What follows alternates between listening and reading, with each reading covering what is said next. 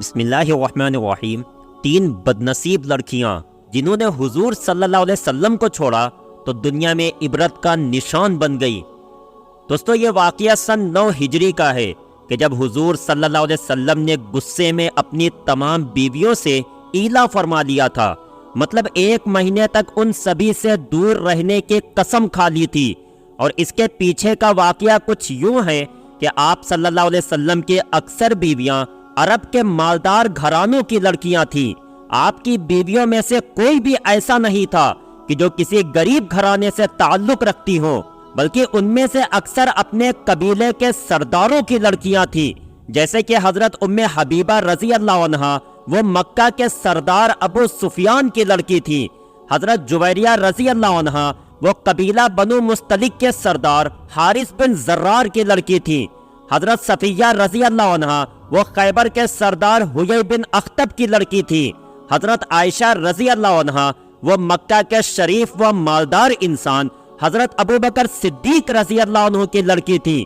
حضرت حفصہ رضی اللہ عنہا، یہ حضرت عمر جیسے خاندانی مالدار صحابی کی لڑکی تھی۔ اب جب یہ تمام حضور صلی اللہ علیہ وسلم کی بیویاں بنی تو بچپن سے ہی یہ سبھی کسی مالدار گھرانے میں پلی بڑھی تھی، اور حضور صلی اللہ علیہ وسلم کے پاس تو پیسہ روپیہ کچھ ہوتا نہیں تھا، کیونکہ اللہ تعالیٰ نے آپ کو ان سبھی چیزوں سے منع فرما دیا تھا۔ کیونکہ اگر آپ صلی اللہ علیہ وسلم پیسے کمانے بازاروں میں جاتے تو ادھر دین کی تبلیغ کا کام ادھورا رہ جاتا۔ نبوت کے اعلان سے پہلے آپ صلی اللہ علیہ وسلم نے تجارت بھی کی اور بہت سا پیسہ کمایا، لیکن جس دن سے آپ نے نبوت کا اعلان فرمایا تو پھر اس کے بعد اللہ تعالیٰ کی طرف سے آپ کو تجارت کرنے کی اجازت نہ دی گئی۔ دوسری طرف گھر میں تنگی کا یہ عالم تھا کہ 2 مہینے گزر جاتے اور گھر میں چولہا تک نہ جلتا۔ اب مالدار گھرانوں میں پلی بڑھی حضور صلی اللہ علیہ وسلم کے پاکیزہ بیویاں اکثر ان سبھی تکلیفوں کو خوشی خوشی برداشت کرتی تھی، لیکن کبھی کبھی ان کا بھی صبر کا دامن ٹوٹنے لگتا اور پھر وہ حضور صلی اللہ علیہ وسلم سے زیادہ پیسوں کی مانگ کرنے لگتی، کیونکہ جب حضور صلی اللہ علیہ وسلم کے ان مالدار بیویوں کو کئی دنوں کے فاقے کرنے پڑتے تو انہیں اپنی پرانی زندگی یاد آنے لگتی کہ کیسے ہم شادی سے پہلے اپنے ماں باپ کے گھروں میں اچھے کپڑے پہنا کرتے تھے اور اچھا کھاتے پیتے تھے، لیکن شادی کے بعد ہماری یہ حالت بن گئی ہے کہ 2 مہینے گھر میں چولہا تک نہیں جلتا، اکثر راتوں میں بھوکا ہی سونا پڑتا ہے۔ اسی لیے ایک دن سبھی بیویوں نے آپس میں طے کر کے حضور صلی اللہ علیہ وسلم سے مطالبہ کیا کہ آپ ہمارے لیے زیادہ سے زیادہ پیسوں کا انتظام کریں، کیونکہ اتنے کم خرچے میں ہمارا گزارا نہیں ہو پاتا۔ اب بیویوں کی طرف سے یہ بات حضور صلی اللہ علیہ وسلم کو بہت زیادہ ناگوار گزری، کیونکہ ایک طرف تو آپ صلی اللہ علیہ وسلم کے اوپر نبوت کی بڑی ذمہ داری تھی، اور دوسری طرف اپنے ہی گھر کی بیویاں آپ سے پیسوں کی مانگ کر رہی تھی۔ ساتھ ہی ساتھ اتفاق یہ ہوا کہ انہی دنوں حضور صلی اللہ علیہ وسلم کہیں جاتے ہوئے اپنے گھوڑے سے گر پڑے کہ جس کی وجہ سے آپ کے پیروں میں موچ بھی آ گئی۔ اسی لیے آپ صلی اللہ علیہ وسلم نے سب سے الگ ہو کر خود کو گھر کے ایک اوپری کمرے میں بند کر لیا اور کسی سے بات نہ کرتے۔ کئی ہفتے اسی طرح گزر گئے۔ صحابہ کرام سمجھ رہے تھے کہ حضور صلی اللہ علیہ وسلم نے اپنی تمام بیویوں کو طلاق دے دی ہے، لیکن ایسا کچھ بھی نہیں تھا۔ آخر جب حضرت عمر رضی اللہ عنہ کئی دنوں کے بعد حضور صلی اللہ علیہ وسلم کے پاس پہنچے اور کہنے لگے کہ اے اللہ کے رسول، اگر میری بیٹی حفصہ نے آپ کو کوئی تکلیف دی ہے تو آپ مجھے اجازت دیں، میں ابھی تلوار سے جا کر اس کی گردن اڑا دوں گا۔ لیکن حضور صلی اللہ علیہ وسلم نے مسکراتے ہوئے حضرت عمر کو پاس بٹھایا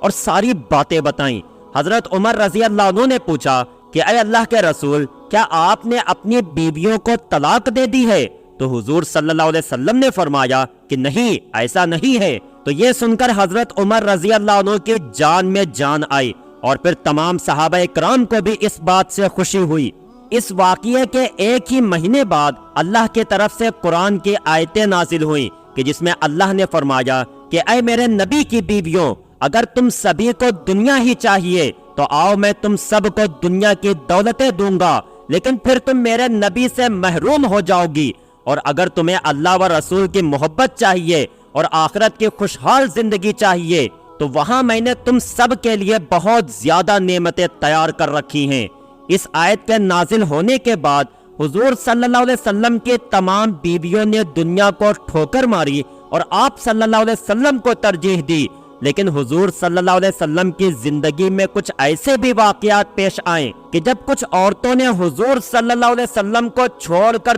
دنیا کو اپنا مقصد بنا لیا، اور پھر اللہ نے ان عورتوں کو بھی دنیا ہی میں عبرت کا نشان بنا کر دکھا دیا۔ اب دوستو، اس فہرست میں سب سے پہلا نام کلابیہ بنت ضحاک کا آتا ہے۔ حضور صلی اللہ علیہ وسلم نے اس عورت سے نکاح فرمایا، لیکن جب آپ صلی اللہ علیہ وسلم نے انہیں چھونا چاہا تو اس عورت نے آپ صلی اللہ علیہ وسلم کا ہاتھ دور کر دیا اور پھر کچھ ایسے الفاظ کہیں کہ جن کی وجہ سے آپ صلی اللہ علیہ وسلم کی شان میں گستاخی ہوئی، اور پھر اس عورت نے خود ہی طلاق کی مانگ کی اور حضور صلی اللہ علیہ وسلم کے بدلے دنیا کو ترجیح دی، تو آپ صلی اللہ علیہ وسلم نے اس عورت کی خواہش پر اسے طلاق دے دی۔ لیکن گستاخی کرنے پر اس عورت کا انجام یہ ہوا کہ ایک صحابی فرماتے کہ میں نے اس عورت کو دیکھا کہ وہ جنگلوں میں بکریوں کی گندگی بٹورا کرتی تھی۔ جب میں نے اس سے جا کر پوچھا کہ آخر تو کون ہے، تو اس نے جواب دیا کہ میں وہ بدنصیب عورت ہوں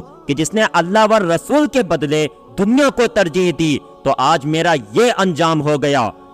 اسی طرح ایک دوسری عورت کے جن کا نام اسما کندیہ تھا، انہوں نے بھی حضور صلی اللہ علیہ وسلم کو چھوڑ کر دنیا کو ترجیح دی۔ ان کے بارے میں بخاری شریف میں جو روایت ملتی ہے وہ کچھ اس طرح ہے کہ حضور صلی اللہ علیہ وسلم کی بیویوں میں سے کسی نے حضرت اسما کندیہ کو بہلا پھسلا کر کچھ غلط الفاظ سکھا دیے تھے اور ان سے کہا تھا کہ جب رات میں تمہارے پاس حضور صلی اللہ علیہ وسلم آئیں تو تم یہ الفاظ حضور سے کہہ دینا، اور وہ الفاظ ایسے تھے کہ جن کے بارے میں آپ صلی اللہ علیہ وسلم کی بیویوں کو اچھی طرح معلوم تھا کہ اگر کوئی بھی بیوی آپ سے یہ الفاظ کہہ دے گی تو آپ صلی اللہ علیہ وسلم اسے طلاق دے دیں گے، اور وہ الفاظ یہ تھے اعوذ باللہ منکا، کہ مطلب میں اللہ سے دعا کرتی ہوں کہ وہ مجھے آپ سے بچا لے۔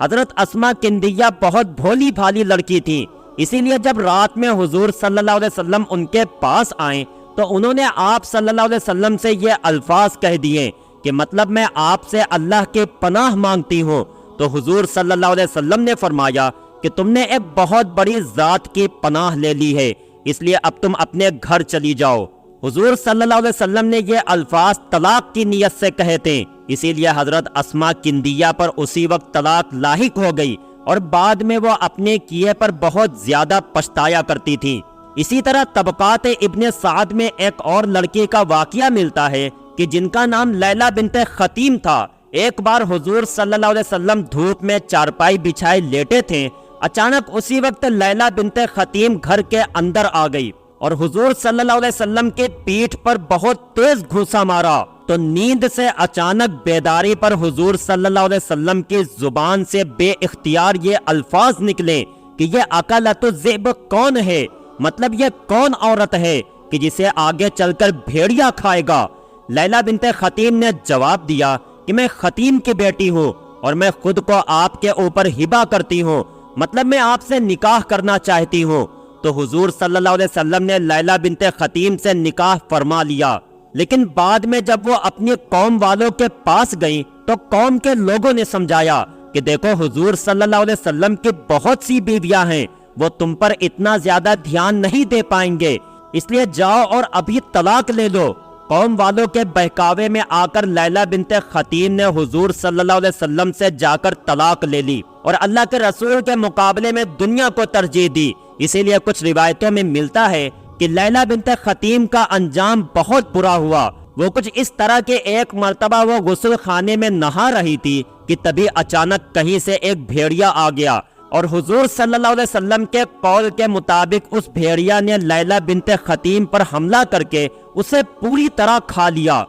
باقی دوستو، حدیث کے ان واقعات کو سنانے کا مقصد صرف یہ ہے کہ جو بھی دنیا میں رہتے ہوئے اللہ و رسول کے مقابلے دنیا کو ترجیح دے گا تو وہ آخرت کی خوشحال زندگی سے محروم رہ جائے گا۔ اب اوپر جو 3 عورتوں کا ذکر ہوا ہے کہ جنہوں نے نکاح کے سلسلے میں حضور صلی اللہ علیہ وسلم کے مقابلے دنیا کو ترجیح دی تو یہ ان کا اپنا ذاتی مسئلہ تھا، ان کی اپنی پرسنل زندگی تھی، اور اللہ نے قرآن میں نکاح کے سلسلے میں اجازت دی ہے کہ انسان جس کے ساتھ چاہے اس کے ساتھ نکاح میں رہ سکتا ہے۔ اس سلسلے میں ہم کوئی زبردستی نہیں کر سکتے۔ اب ان 3 عورتوں نے حضور صلی اللہ علیہ وسلم کے مقابلے دنیا کو ترجیح دی تو انہیں دنیا ہی میں اس کی سزا مل گئی، لیکن پھر بھی ایک بات یاد رکھنی چاہیے کہ یہ تینوں صحابیہ تھیں اور اللہ و رسول پر سچا ایمان رکھتی تھیں۔ اب حضور صلی اللہ علیہ وسلم سے نکاح کرنا یا نہ کرنا یہ ان کا اپنا پرسنل معاملہ تھا،